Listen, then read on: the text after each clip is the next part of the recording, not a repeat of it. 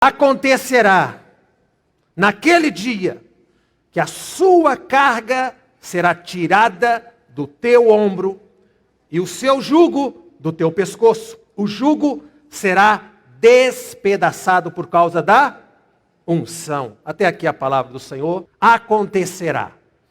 Nós temos que abrir nossa mente, o nosso coração para as expectativas daquilo que Deus há de fazer.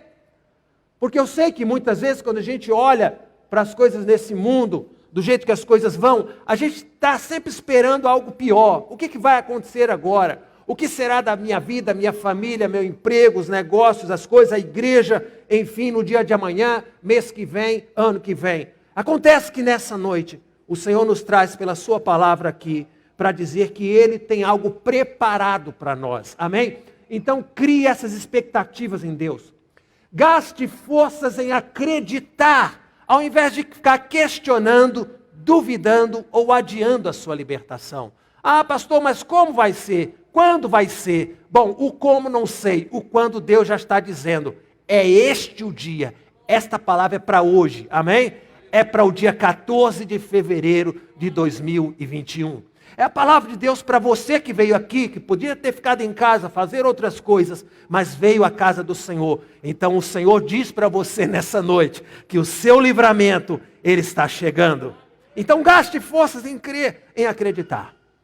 Disse o Senhor ao seu povo Israel, e é claro que eu não posso apenas me deter ao plano histórico dessa palavra, porque senão nem precisaria dela na Bíblia. A Bíblia já é um livro muito grande para contar a história. Ele é um livro que fala da nossa história também. É um livro profético. A profecia bíblica, a palavra do Senhor para Isaías, para o seu povo, para a gente aqui nessa noite, é alinhar o nosso presente ao futuro que a gente deseja para nós. A gente quer um futuro abençoado, mas a gente não pode só ficar no desejo. A gente tem que lançar palavras proféticas. Nós precisamos alinhar o nosso presente ao futuro que a gente deseja, um futuro de livramento, porque o seu livramento, diga de novo ao seu irmão, o seu livramento está chegando, está vindo aí, está quase aí, seu livramento já chegou, aleluia. O que é o jugo? O jugo é um instrumento de manipulação e de carga, de peso. Porque o animal, quando ele tem um jugo sobre seus ombros, ele não tem outra escolha, ele não tem vontade, nem tem querer. A gente ainda assiste aqui nas ruas da nossa cidade carroças sendo carregadas por cavalos, que não tem escolha e não tem opção. Alguém determina o que eles vão fazer, a hora de parar, a hora de descansar. O jugo impede que o animal vire para um lado, vire para o outro, que ele possa se expressar livremente. É um animal forte, um cavalo, um boi, como nessa época, tem muita força. Tem muito mais força do que quem está dominando naquelas cordas. Mas ele aceita o jugo. Ele aceita aquele jugo porque o jugo incomoda, ele dói. No início, até que tenta se desfazer do jugo. Aliás, quem morou já no interior, ou eu que já nasci há algum tempo, né? Esse ano vou fazer 50 anos. Então, eu já vivi histórias de ver aquelas cangas ali de boi, onde pega um boi mais novo para ficar junto de um boi mais velho, né? Para ele aprender. O boi novo ele tenta se desfazer da canga, mas o velho vai aceitado, resignado, porque sabe que não tem outra escolha a não ser andar para frente. E o boi novo, coitado, ele tem que aceitar e passa o tempo que ele realmente já aceita aquele jugo sobre ele, porque ele não tem outra escolha. Muitos de nós estamos convivendo, vivendo, aceitando coisas que foram impostas na nossa vida. Não é aquilo que a gente deseja, não é aquilo que a gente queria. E muitas vezes, tal como o boi novo, que se conforma por causa do boi velho, que diz aceita porque é assim, a gente acaba aceitando as coisas como são. A gente não se rebela mais a uma situação de infelicidade, uma situação de desonra. A gente acaba aceitando as coisas porque dói se rebelar. Dói quando a gente quer sair de um jugo, mas a gente não consegue. Por isso que nessa noite diz o Senhor, assim diz o Senhor, eu vou quebrar esse jugo que está sobre seus ombros.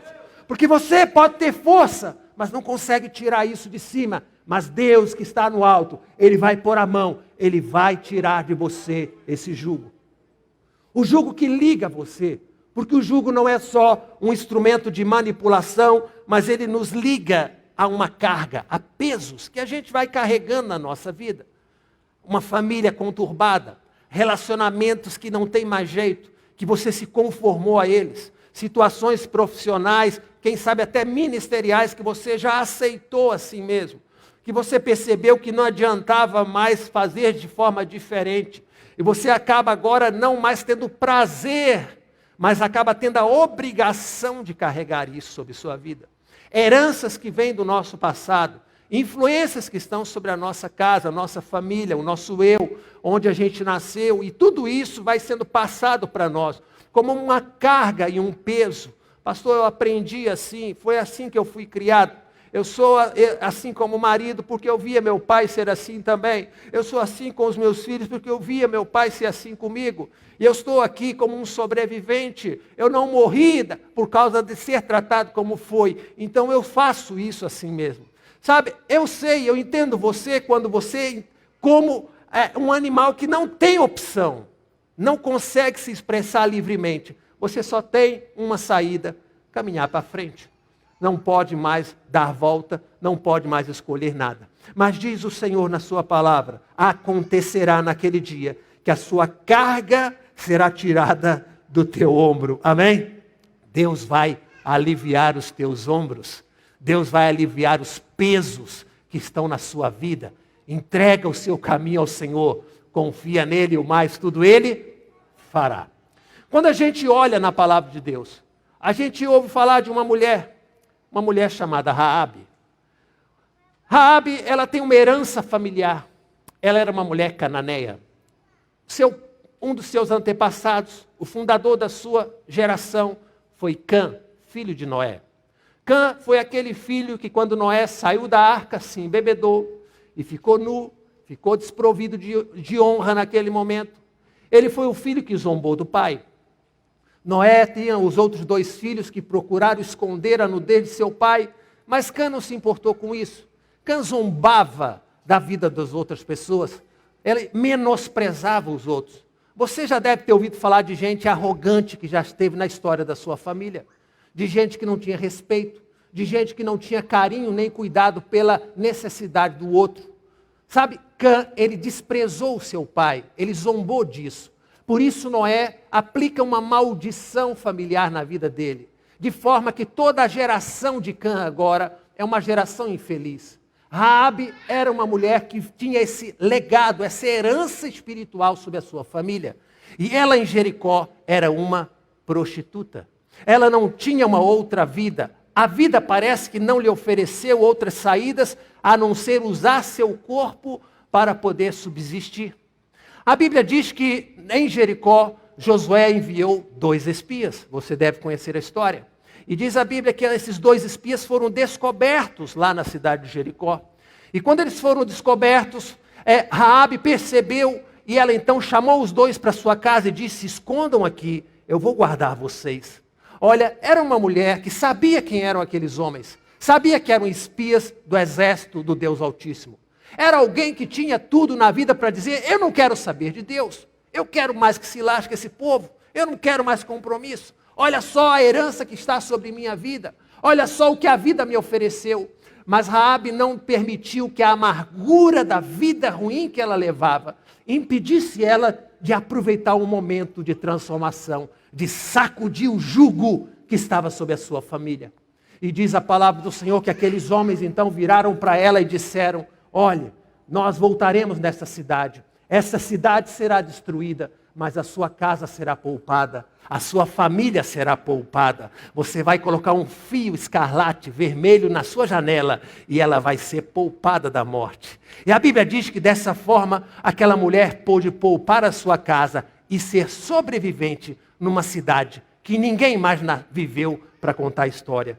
Mas não para por aí a história de Raabe. Raabe antes era uma prostituta, mas depois daquilo que aconteceu em Jericó, diz a Bíblia que ela se casou. Ela teve um marido, um homem judeu. E diz mais a palavra do Senhor que ela, ao ter esse marido, ela teve um filho que chamou Boaz. E o Boaz, seu filho, teve um outro filho que chamou Obed. E Obed teve um filho que chamou-se Jessé. E Jessé teve um filho chamado Davi. Olha o que Deus pode fazer quando nós sacudimos o jugo que está sobre nós.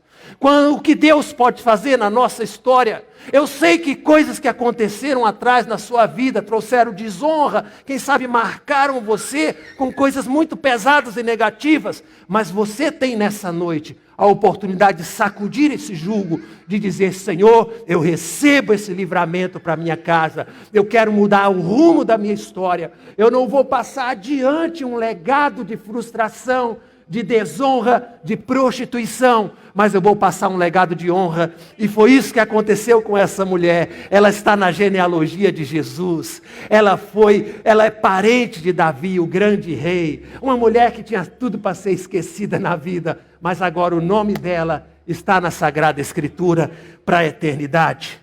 É isso que nós podemos fazer. Quando Deus quebra o jugo, Deus dá uma oportunidade para a gente de dizer: eu vou mudar a história da sua vida. Raabe foi uma mulher que não permitiu que aquilo que ela estava vivendo, ou a herança familiar que ela tinha, pudesse mudar o rumo da sua vida. Ela foi proativa, ela se colocou a serviço do Senhor, e por causa disso foi poupada, e a sua geração foi uma geração próspera e abençoada. Amém? A Bíblia conta a história de Ismael, você já deve ter ouvido falar.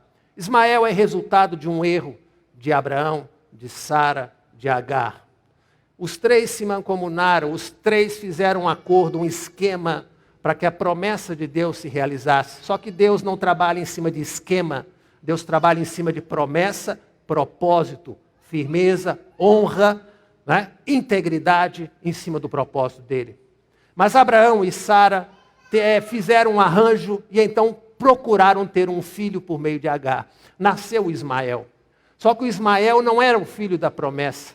O Ismael recebe um legado de desonra e de maldição sobre a vida dele. Ele não tinha culpa, ele não pediu para nascer. Mas agora ele está crescendo num lar onde Israel, o seu irmão, era o filho da promessa. E diz a Bíblia que os meninos foram crescendo e começou a haver contenda entre Sara e Agar.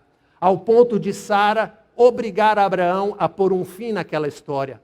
Nós muitas vezes usamos e abusamos de pessoas no passado, mas lá na frente, quando elas não servem mais para a gente tenta jogar para debaixo do tapete. E o que Sara tentou fazer foi justamente isso, jogar Agar e o Ismael no tapete, debaixo do tapete da história. Disse para Abraão: você tem que expulsá-los de casa. Expulsá-los de casa era mandar para o deserto, era morrer no deserto. Eles não teriam saída. Eles não teriam alternativa, eles não iam conseguir sobreviver. Mas Sara não estava nem aí, porque quando a pessoa está focada naquilo que ela quer, ela acaba esquecendo que aquilo que ela quer prejudica a vida de outras pessoas. Sabe, é muito ruim quando a gente é vítima numa situação de manipulação, de uso, onde somos usados e abusados num relacionamento doente. Mas o Senhor nessa noite diz para nós que Ele vai quebrar esse jugo que nos manipula. Amém? Ele vai quebrar esse jugo que manipula as nossas vidas. Deus quer que você e eu andemos de cabeça erguida, em honra, em graça, em alegria. Diz a Bíblia que Ismael e Agar, sua mãe, caminharam pelo deserto, até o ponto que não havia mais água no seu cantil, não tinha mais comida, não havia mais para onde ir. A morte os aguardava. E diz a Bíblia que então Agar deixou o filho mais à frente, distante, para vê-lo morrer, e ficou afastado. Ali ela deve ter chorado. Eu acredito que Abraão também chorou. Ele era pai daquela criança. Qual o pai que teria prazer ou alegria de despachar o seu filho para a morte? Abraão deveria chorar muito, talvez de remorso, de arrependimento. Agar também. Por que eu fui cair naquela história? Olha onde a vida me levou. Olha o que as minhas atitudes levaram. Muita gente deve ter chorado naquele dia. Mas a Bíblia diz que Deus ouviu a oração, ou melhor, Deus ouviu o choro de Ismael. Deus ouve o choro daquele que foi abusado. Deus ouve o choro daquele que foi usado como uma mercadoria, como um objeto num relacionamento de troca. Sabe, Deus conhece a sua vida. Deus sabe o quanto você tem sido manipulado muitas vezes pelo interesse de alguém na sua família ou no seu negócio. O teu livramento está chegando. O seu livramento vai chegar. O jugo vai ser quebrado pelo poder e a unção de Deus. Deus não ouve choro de arrependimento e remorso. Deus não ouviu o choro de Esaú de arrependimento e remorso. Deus ouve um coração decidido. Diz a Bíblia que Deus ouve o choro da criança. E por isso ele desceu por meio de um anjo. E no capítulo 21, verso 18, Deus diz para Agar: ergue-te, levanta o menino, pega pela mão, porque dele eu farei uma grande nação. Ou seja, Deus estava naquele momento quebrando um jugo de morte, uma influência negativa sobre a vida daquele rapaz.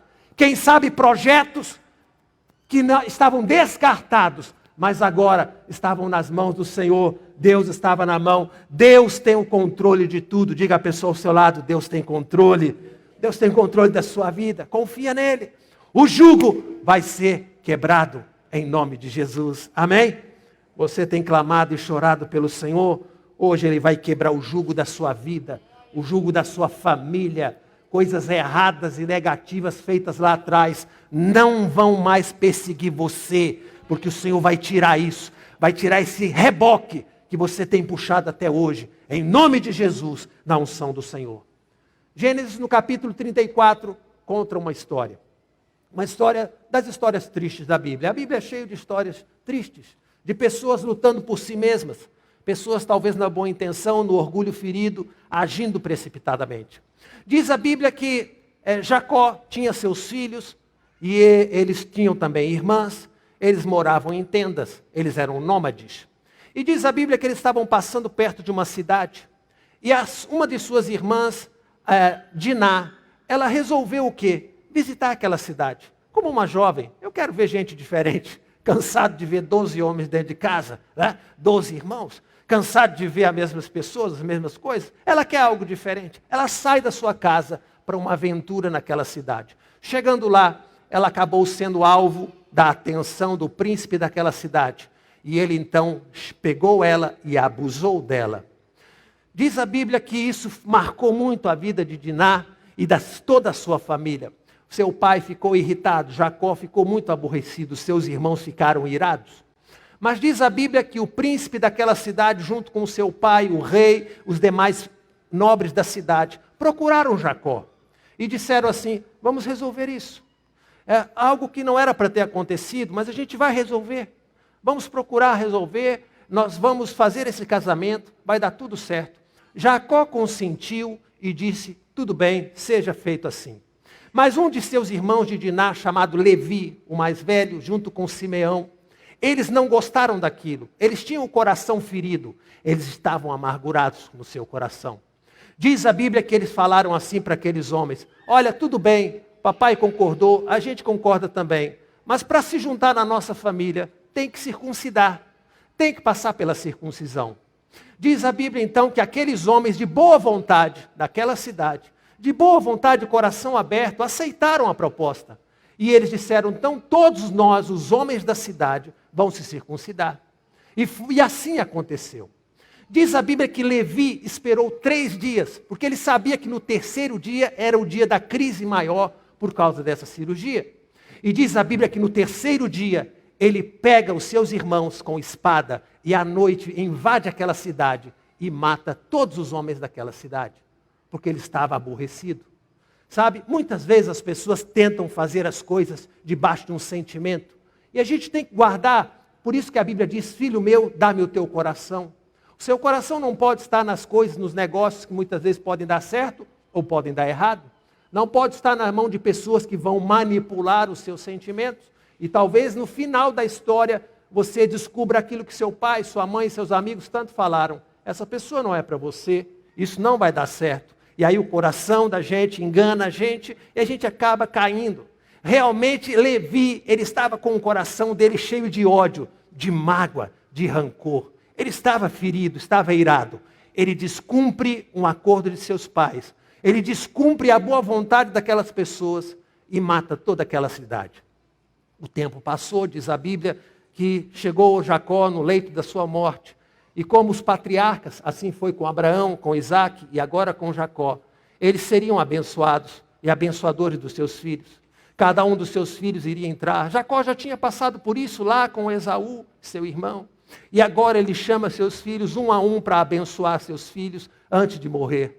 Diz a Bíblia que quando Levi entrou, Jacó disse: você não vai ser abençoado. Eu não vou te abençoar, porque você foi mau caráter. Você foi negligente, você foi violento, você agiu erradamente. Eu não tenho bênção para você. Ali Levi acaba sendo marcado como herança de maldição. Não era de bênção, é uma herança de maldição. Não existe meio termo. A Bíblia diz que existe um monte da bênção e um monte da maldição. O contrário da bênção é maldição. Cabe a você e a mim nessa noite buscar de Deus revelação se nós estamos vivendo uma vida abençoada ou uma vida amaldiçoada. Talvez não pelo que nós fizemos, mas pelas cargas que vêm sobre a nossa família, herança familiar que é passada de pai para filho. Sabe, é claro que Jesus na cruz leva toda a maldição, mas isso foi algo que Cristo fez para nos trazer legalidade. Mas nós temos que tomar uma posição, uma atitude de assumir essa bênção para nós. Sabe, a Bíblia diz que ele na cruz morreu para salvar toda a humanidade, mas nem toda a humanidade vai ser salva. Então é importante você entender que cabe a nós uma decisão de sacudir dos ombros esse legado de maldição. Levi passa para sua família um legado ruim. E diz a Bíblia que durante 500 anos a sua família não foi nada dentro de Israel. Seus irmãos prosperaram, a casa de seus irmãos foram abençoadas. Eles conseguiram crescer como tribo, mas a tribo de Levi, ela tinha um estigma, ela tinha uma marca, que era passada de pai para filho. Não houve bênção. O Deus de Abraão, Isaac e de Jacó não chegou a ser o Deus de Levi, seus pais. Mas diz a Bíblia, aleluia, isso me emociona muito, quando Moisés ele desce do monte com as tábuas da lei, ele olha para o arraial de Israel e vê que o povo estava corrompido, o povo estava adorando um ídolo, um bezerro de ouro, uma mentira, uma falsidade. E Moisés, de repente, percebe que não está adiantando nada. Parece que está sozinho na missão. Parece que é só ele, Deus, e o resto ninguém quer saber de Deus mais. E então, quando ele vê aquela situação de desonra no arraial do povo de Deus, ele levanta-se e diz: quem é a favor do nosso Deus? Quem está comigo nessa batalha para tirar do meio do povo toda a impureza e a maldade? A Bíblia diz que os filhos de Levi foram os únicos que levantaram sua espada e disseram para Moisés: nós estamos com você. A Bíblia diz que eles então se ofereceram ali para estar ao lado de Moisés. E por isso, diz a palavra do Senhor, a eles foi dado não um pedaço de terra para tomar conta, mas eles agora seriam a família sacerdotal em Israel. Eles cuidariam do templo, do tabernáculo, eles iam cuidar das coisas do Senhor agora. Tudo porque eles decidiram servir a Deus, levantar sua espada e dizer: eu estarei a serviço do Senhor. Ainda que lá atrás seus pais, seus antepassados tenham falhado e empurrado para eles uma herança de maldição, eles não iam deixar que essa herança seguisse adiante. Eles estavam prontos naquele dia a dizer: a minha espada, a minha força está a serviço do Senhor. Eu amo esse Deus, eu adoro esse Deus, eu vou estar com Ele em qualquer momento. E a Bíblia diz que eles foram servos de Deus ali para limpar o arraial de Deus de toda a sujeira e imundícia. É possível rompermos com um jugo de maldição e de desonra. Se a gente não proclamar isso, se a gente não receber isso, se a gente muitas vezes se acomodar às circunstâncias da vida, a dizer: é assim, sempre foi assim, tem sido assim há muito tempo, pastor, há uma marca na minha história, na minha família, e é assim que tem que ser, e eu peço a Deus que me salve apenas. Não, nessa noite o Senhor está dizendo que Ele vai quebrar o jugo que está sobre seus ombros. Essa é uma palavra para você, que tal como os filhos de Levi se levantaram e disseram: Eu não quero fazer parte dessa bagunça. Eu não quero fazer parte dessa desonra. Eu quero estar ao lado do Senhor. Eu quero me levantar e declarar que Ele é o meu Deus. Ele é o meu Senhor. E por isso eles foram presenteados para ministrar na presença do altar, para entrar no tabernáculo, para estar no santo lugar, para entrar no santo dos santos. Tudo porque uma história de maldição foi rompida por meio de uma atitude. Nessa noite o que Deus quer é que você tome uma atitude. É que você creia nessa palavra. Quanto tempo mais você vai adiar a sua libertação? Será que você vai deixar isso para os seus filhos resolverem? Será que esse legado que vem de desonra, de falência, de problemas emocionais, financeiros, de saúde, você vai deixar isso para a próxima geração? Ou você vai dizer hoje, Senhor, eu vou quebrar essa história na minha vida, eu vou assumir esta palavra na minha vida, essa palavra profética que vai me liberar agora para um tempo de livramento, um tempo de libertação, porque o jugo, diz o Senhor, do teu pescoço vai ser despedaçado por causa da unção que o Senhor vai ministrar sobre a sua vida, a unção do Espírito Santo de Deus. Deixe o Espírito Santo agir na sua vida nessa noite. Deixa Ele fazer, deixa Ele quebrar isso. Sacode, diga para o Senhor, eu não quero mais isso, Deus, para a minha história. Faça como Raabe, rompa essa história de maldição, de prostituição, de desonra, que vem lá desde o antepassado, que vai cegando. Ela vai ter uma família honrada. Quando ela decidiu salvar os espias de Israel, ela estava mudando o rumo da sua vida. Ela teria uma família honrada, ela seria transformada, porque ela deixou Deus agir na vida dela. Muitas vezes as desgraças, os problemas vão endurecendo o nosso coração. A gente vai ficando duro para as coisas de Deus. A gente vai ficando duro para a vida. A gente vai ficando insensível com as coisas. Quando Deus coloca diante de nós a responsabilidade de quebrar esse jugo que está vindo até hoje. Essa é uma noite de revelação de Deus para a sua vida, para o seu casamento, para a sua família. Bênçãos vão acontecer neste ano de 2021 por causa dessa noite que você veio aqui. Amém? Por isso, como a gente cantou, canta minha alma. Amor tão grande. É esse amor que Deus tem pela sua vida. Coloque a mão no seu coração. Vamos orar.